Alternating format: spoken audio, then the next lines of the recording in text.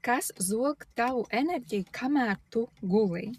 Tu piecelies no rīta jau noguris, izdzer savu dozu kafijas, kas it kā iedod enerģiju, bet jau pēc dažām stundām atkal baterijas ir izlādējušās. Pazīstami?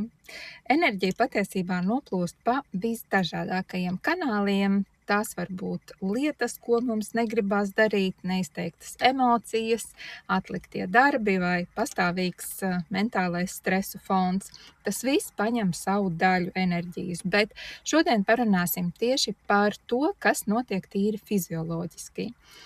Tavā organismā klusi un nemanāmi darbojas enerģijas patērētājs, kad mūsu iekšējās filtru sistēmas, kas ir aknas, zarnu trakts un nieres, ir pārslogotas ar visu, ko mēs ikdienā uzņemam un ieelpojam. Ķermenis atrodas pastāvīgā avārijas režīmā.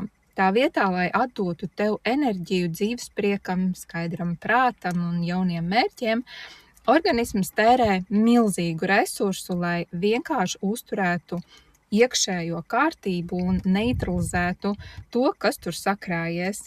Tas ir kā braukt ar automašīnu, kurai nav nomainīti filtri un ir novilkta rokas bremze.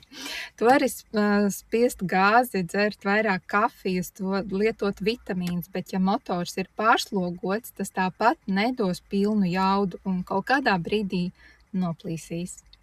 Ja vēlies uzzināt, kā atbrīvot šo apslēpto enerģijas resursu un atgriezt ķermenim pilnu jaudu, aicinu tev pievienoties 3 dienu bezmaksas kursam par organisma attīrīšanu.